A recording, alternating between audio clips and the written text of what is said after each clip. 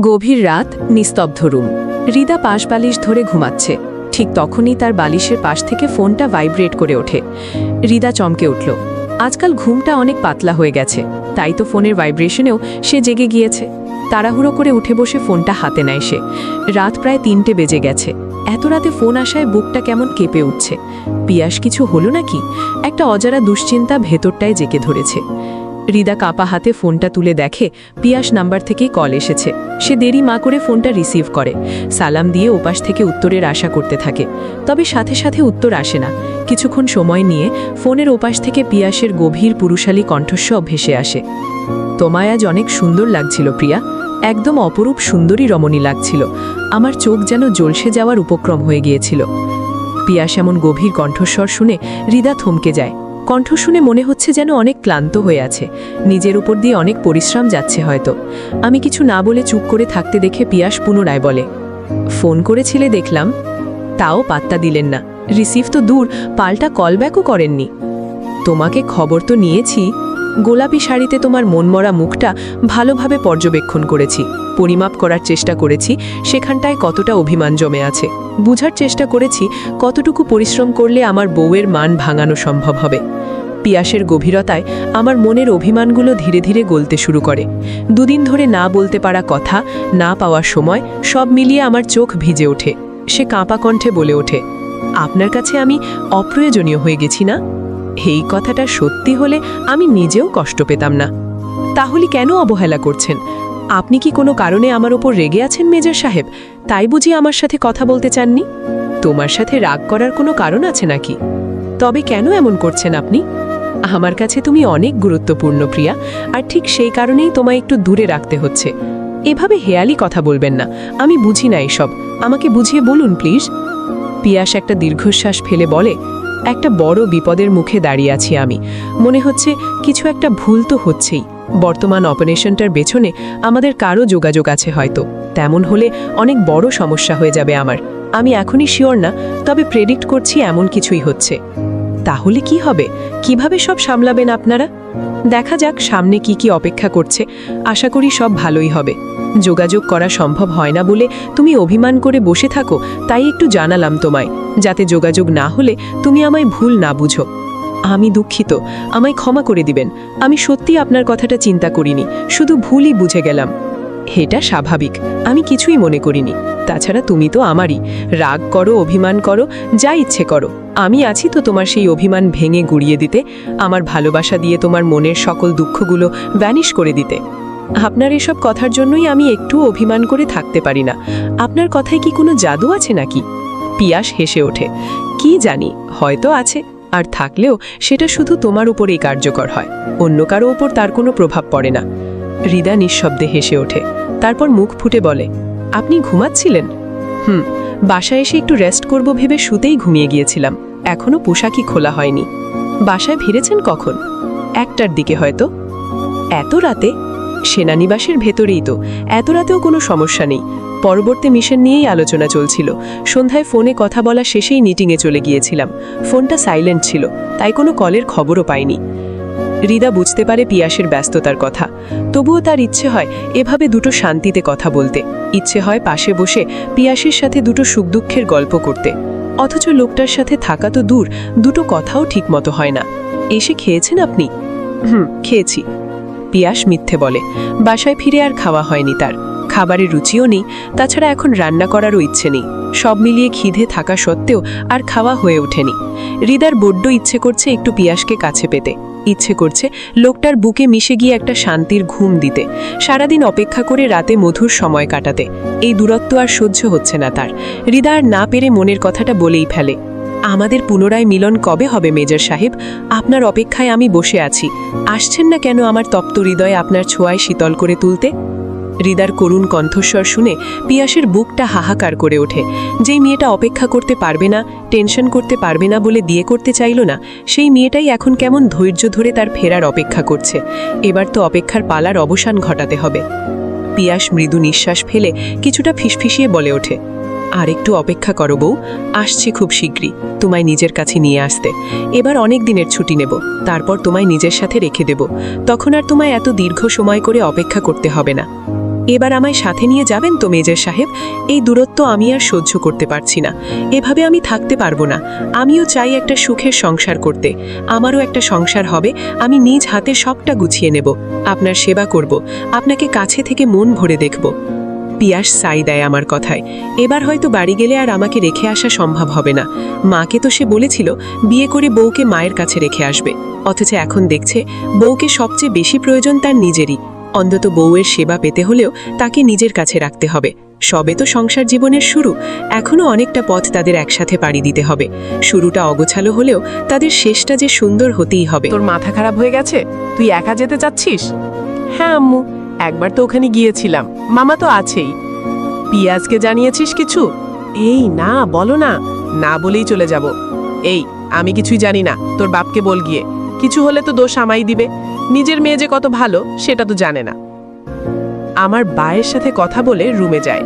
সে সকালে চিন্তা করেছে সে পিয়াজের ওখানে যাবে, না জানিয়েই চলে যাবে, সারপ্রাইজ দিবে তাকে।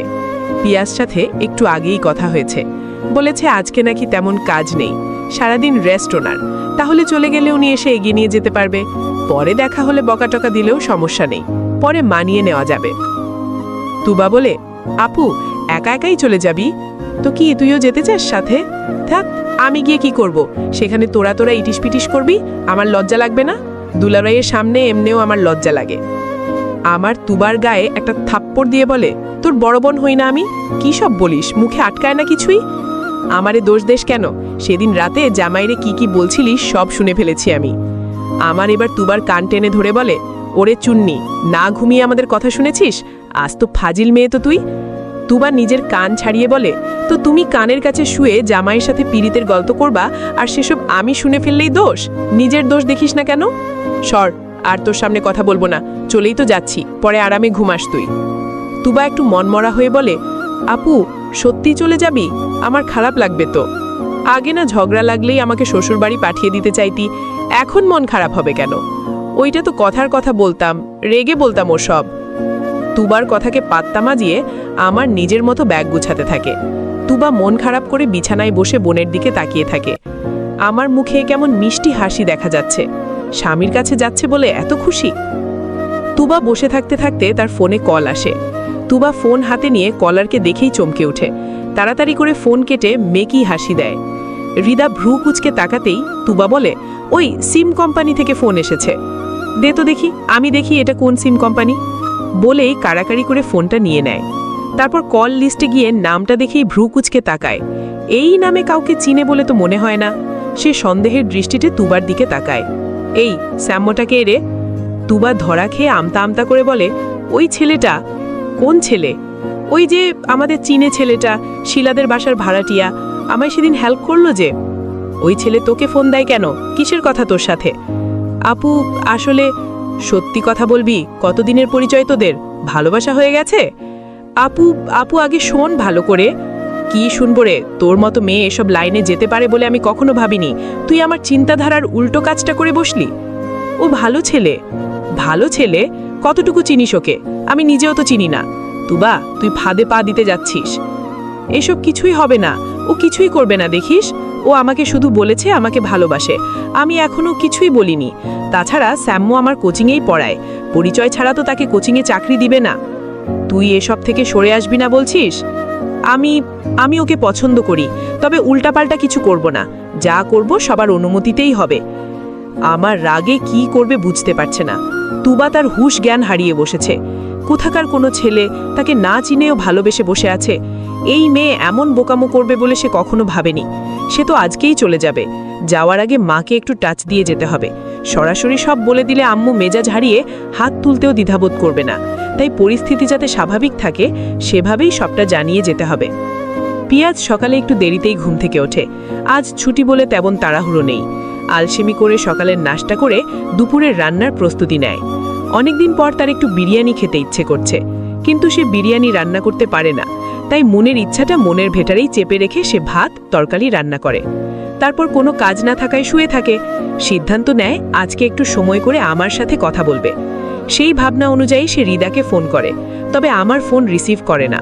পরপর 2-3 বার কল করলেও রেসপন্স পাওয়া যায় না। পিয়াজ একটু টেনশনে পড়ে গিয়ে শোয়া থেকে উঠে বসে। একটু সময় পরে আবারও কল করে। তখন ফোন রিসিভ হয়। আমা সালাম দিতেই পিয়াজ ধমকে বলে, কোথায় তুমি? এতবার ফোন দেওয়া লাগে কেন? একবারই রিসিভ করতে পারো না? ফোনের ওপাশ থেকে প্রচুর গাড়ির আওয়াজ আসছে। পিয়াজ ভ্রু কুচকে বলে, এই তুমি কোথায়? বাইরে বেরিয়েছো কেন? তোমার না পরীক্ষা শেষ? এখন তো ক্লাস থাকার কথা না। আমা এপাশ থেকে বললাম, আরে আমি বাইরে এসেছি, গাড়িতে এখন, কলেজে এসেছিলাম, কিছু দরকারি কাগজপত্র তোলার ছিল। বান্ধবীকে বলে দিতে, ও তুলে এনে দিত। তোমাকে বাইরে বের হতে শুনলেই আমার ভয় লাগে এখন। আমা হেসে ফেলে, এখন থেকে আর ভয় পেতে হবে না, টেনশন যাতে না হয় তেমন কিছুই করছি। কি বললে? স্পষ্ট করে বলো। পরে বলবনি, গাড়ির হর্নে কিছুই শুনতে পারছি না।